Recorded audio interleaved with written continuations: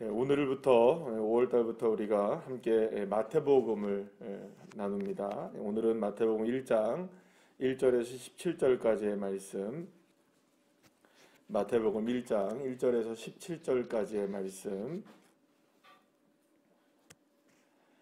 우리 다 같이 함께 합독하시겠습니다. 아브라함과 다윗의 자손 예수 그리스도의 계보라.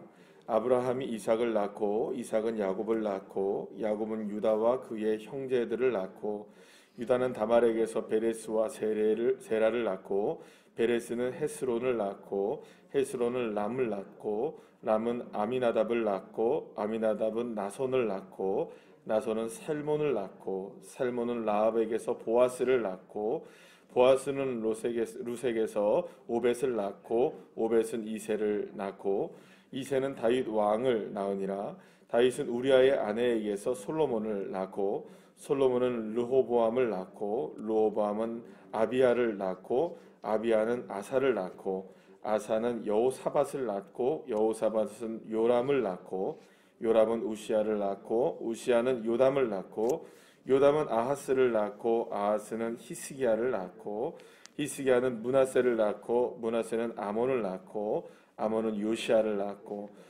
바벨론으로 사로잡혀 갈 때 요시야는 여고냐와 그의 형제를 낳으니라. 바벨론으로 사로잡혀 간 후에 여고냐는 스알디엘을 낳고 스알디엘은 수룹바벨을 낳고 수룹바벨은 아비훗을 낳고 아비훗은 엘리야김을 낳고 엘리야김은 아소르를 낳고 아소르는 사독을 낳고 사독은 아킴을 낳고 아킴은 엘리훗을 낳고 엘리훗은 엘르아사를 낳고 엘르아사는 마단을 낳고 마단은 야곱을 낳고 야곱은 마리아의 남편 요셉을 낳았으니 마리아에게서 그리스도라 칭하는 예수가 나시니라. 그런즉 모든 대수가 아브라함부터 다윗까지 14대요 다윗부터 바벨론으로 사로잡혀 갈 때까지 14대요 바벨론으로 사로잡혀 간 후부터 그리스도까지 14대더라. 아멘. 할렐루야. 오늘부터 우리가 마태복음을 함께 한 3개월 정도를 살펴보게 되는데요. 그 신약 성경이 이제 시작되는 이 마태복음은 뭐 상징적으로도 그렇고 여러 가지 면으로 굉장히 중요한 위치에 있는 성경이라고 볼 수가 있습니다. 특히 이제 이 마태복음이 가장 먼저 시작되는 첫 번째 1절의 말씀을 보게 되면 예수 그리스도의 계보라라고 해서 예수님의 족보, 그러니까는 이 땅에 예수님이 태어나기까지의 과정들이 어떤 과정을 거쳐서 태어나게 되었는지에 대한 계보가 이렇게 이제 소개되고 있는 것을 오늘 본문을 통해서 우리가 만나게 됩니다. 보통 우리가 계보, 이게 족보라고 얘기하면 어떤 사람 그리고 또 어떤 가문, 어떤 가족의 역사를 이야기합니다.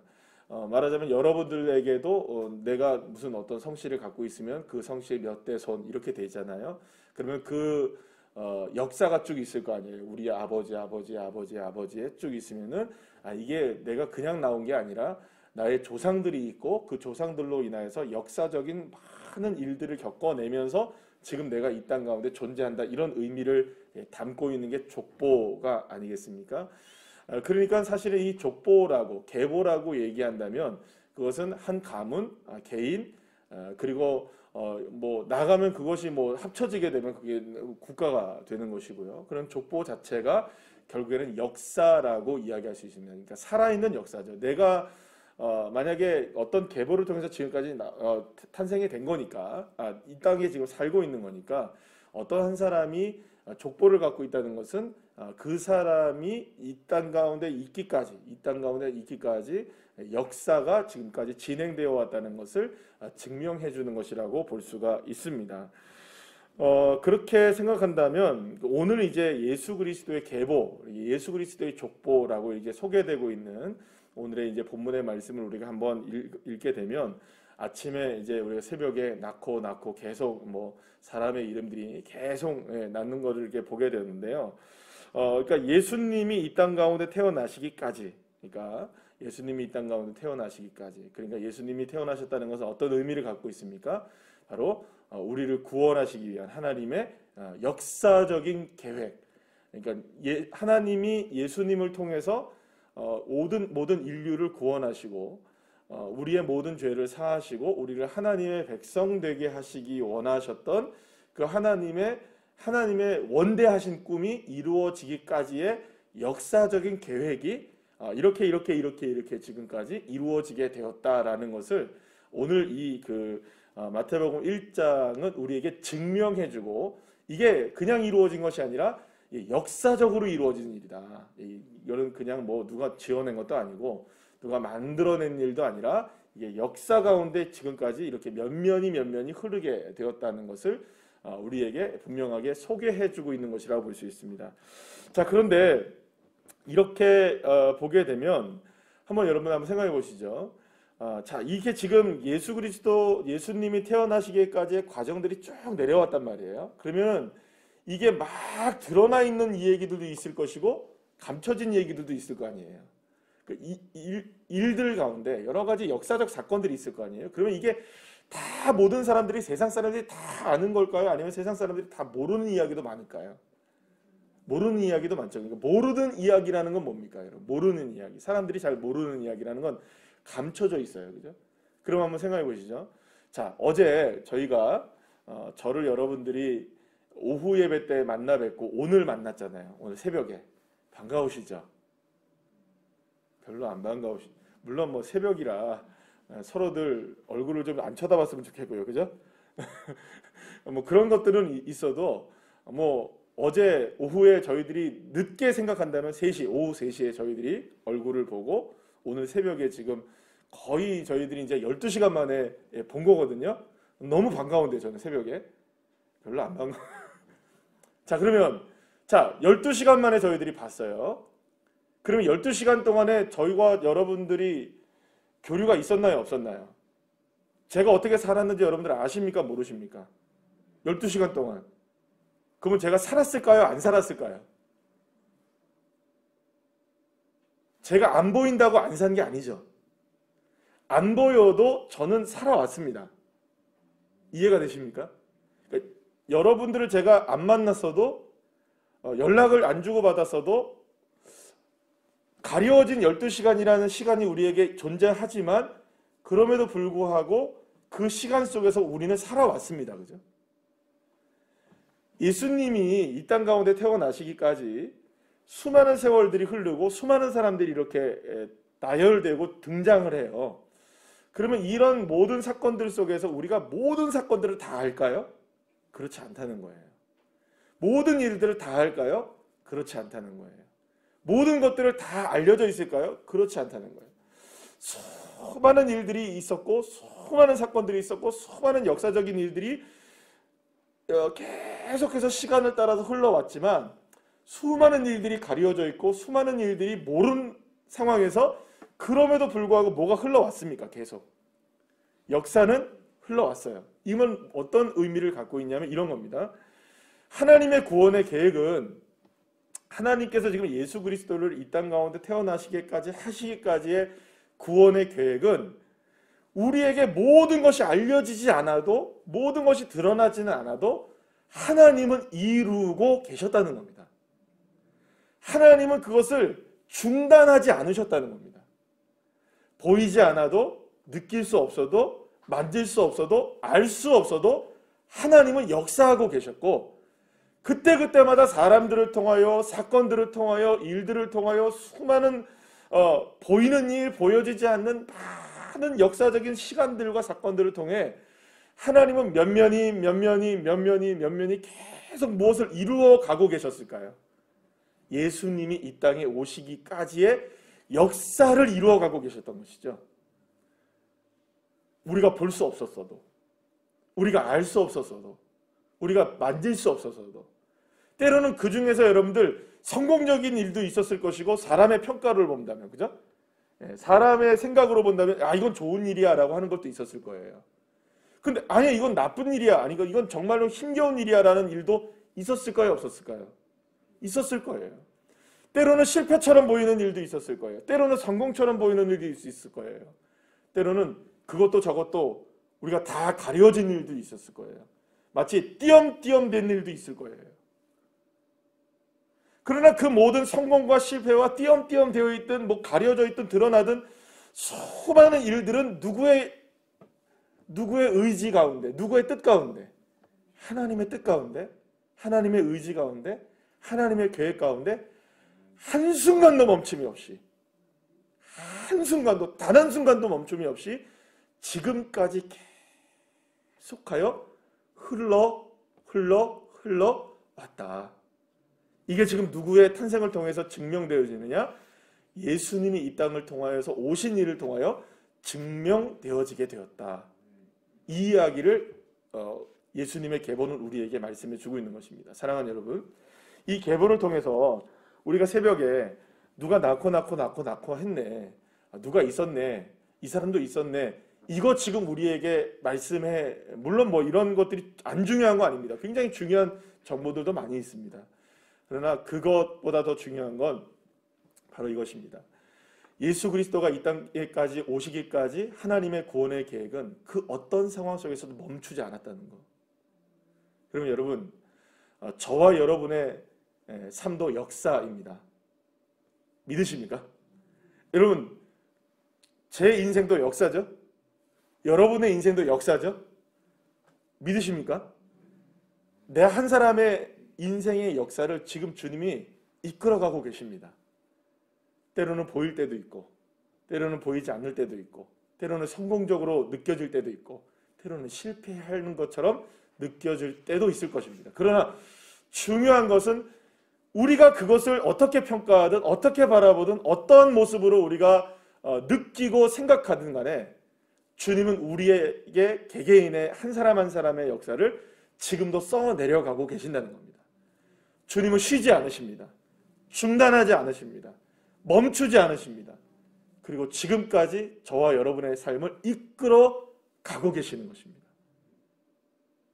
근데 오늘 본문에 그것을 우리가 너무나 잘 알 수 있는 게 뭐냐면 예수님의 족보가 이렇게 쭉 소개가 돼요. 쭉 소개가 돼요. 그런데 이렇게 쭉 소개가 되는 이 예수님의 족보가 쭉 나오는 많은 사람들의 이름이 등장하게 되는데요. 여기에 보게 되면 우리가 딱 보게 되면 뭐 괜찮은 사람도 있어요. 그죠? 괜찮은 사람. 이 사람은 참 믿음에 정말 괜찮은 사람이네 라는 사람도 있어요. 누가 어떤 사람들이 있을까요, 여러분? 뭐 아브라함, 뭐 믿음의 조상이니까 우리가 그 사람은 쳐주죠. 이삭도 믿음이 좋습니까? 안 좋습니까? 좋아요. 그죠? 이삭도 믿음이 좋습니다. 근데 야곱은 믿음이 좋다고 얘기해야 될까요? 이 사람은 좀 아니라고 얘기해야 될까요? 여러분, 야곱이 믿음이 아주 좋습니까? 야곱은 좀 그래요. 그죠? 좀 약삭빠르기도 하고 끝까지 버티기도 하고 이런 우리가 야곱을 너무 잘 알아요. 그죠? 그래서 성경은 야곱을 지렁이 같다고 얘기하기도 하고 막 이래요. 그죠? 야곱 좀 그래요. 좀 넘어가면 3절 보면 유다는 다말 이렇게 나와요. 다말은 유다의 며느리입니다. 그죠? 여러분, 유다가 다말에게서 누구를 낳았어요? 베레스와 세레를 낳았대요. 그러면 유다가 며느리에게서 낳은 아들이 있다는 거예요. 여러분, 이게 콩가루 집안이죠. 아닌가요? 이거 완전히 이상한 일이 돼버린 거예요. 다말 그렇죠. 좀 내려가면 라함 나오네요. 여리고 성에 살던 기생이에요. 또 6절 보면 다윗 왕이라고 얘기해놓고 다윗은 그냥 밧세바에게서 이러면 되잖아요. 그죠? 근데 다윗이 우리아의 아내에게서 남의 집 아내에게서 누굴 낳았어요? 솔로몬을 낳았대요. 이런 일이 있나요? 또 쭉 내려가다 보면은 여러 가지 이제 왕들이 나와요. 그 중에 한 명만 보시죠. 왕들 중에 딱 눈에 띄는 사람이 하나가 있는데요. 10절 보면 히스기야는 누굴 낳았어요? 므낫세 낳았죠. 므낫세는요, 이스라엘 역사상 가장 악한 왕 중에 한 명입니다. 이 사람은 사실상 왕의 이름을 달기도 좀 민망할 정도의 왕이에요. 그러니까 여러분들 생각해보면 이 므낫세 나왔다. 여러분, 히스기야에서 사실 이 므낫세가 나왔다는 것 자체가 좀 굉장히 아이러니한 일이거든요. 그래도 히스기야는 믿음이 있었단 말이에요. 여러분, 이렇게 쭉 한번 생각을 해보면 그 다음 사람들은 잘 우리가 모르는 사람들이 많아요. 이렇게 흠 많고 문제 많고 이게 믿음이 있는 사람이야? 어째 이런 일이 있을 수 있어? 어떻게 이렇게 악한 사람이 있을 수 있어? 그런 사람들의 이름들이 예수님의 역사의 족보 가운데 등장하고 있다는 거죠. 그러면 여러분, 이거는 이 사람들만 보자면 이거는 가문이 괜찮은 가문입니까? 아니면은 이건 영 쓸모없는 가문입니까? 영 이상한 가문인 거예요. 근데 여러분 한번 생각해 보세요. 만약에 예수님이 정말로 그냥 우리가 미화시키고 위대한 사람으로 만들려고 했다면 이런 사람들을 여기다 썼을까요? 안 썼을까요? 여러분, 김정은 북한에 그 사람들은 자기를 백도 혈통이라고 얘기하잖아요. 세상에 어디서도 만들어내지 않았던 백도 혈통이 나오는 거예요. 그 누구부터 시작됐을까요? 예? 갑자기 김정일이 백도 혈통이래요. 어디서 나온 게 백도 혈통이에요 도대체? 이거 들으면은 저한테 핵미사일 날라올래나? 갑자기 어디서 나온단 말이에요. 그러면 그 가문에 예를 들어 생각해 보세요. 김정일이든 김일성이든 뭐 김정은이든 거기 안에 이런 여인들이 들어가 있다고, 이런 사람들이 들어 있다고 한다면 잘라낼까요? 아니면 막 그냥 내버려 둘까요? 잘라내죠. 예수님의 족보에는 이런 사람들이 나와요. 왜 나올까요? 이렇게 나오면은 위대하지 않잖아요. 이런 사람들을 통해서 나왔다면. 근데 왜 예수님의 족보에는, 예수님의 계보에는 이런 사람을 가감없이 집어넣었을까요? 이게 하나님이 일하시는 방식이라는 겁니다. 하나님은 약한 자를 들어 쓰십니다. 그래서 강한 자를 무기력하게 만드시는 거예요. 연약한 자들을 주님이 쓰시는 거예요. 문제 많은 사람들도 하나님의 역사 가운데 쓰임을 받을 수 있는 거예요. 하나님은 우리의 눈에는 실패한 것처럼 보이고 우리의 눈에는 성공적으로 보이는 이것에는 별로 관심이 없으세요.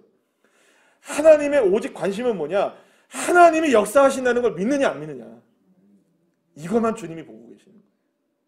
라합, 야곱, 방금 말씀드린 야곱, 다말, 밧세바, 이런 사람들 저런 사람들 사실은 흠 많고 문제 많고 여기에 끼면 어울리지 않는 사람들이 굉장히 많지만 하나님이 왜 이거를 그대로 허용하셨느냐? 그럼에도 불구하고 하나님의 계획은 중단되지 않고 하나님의 역사는 멈춰지지 않는다는 것.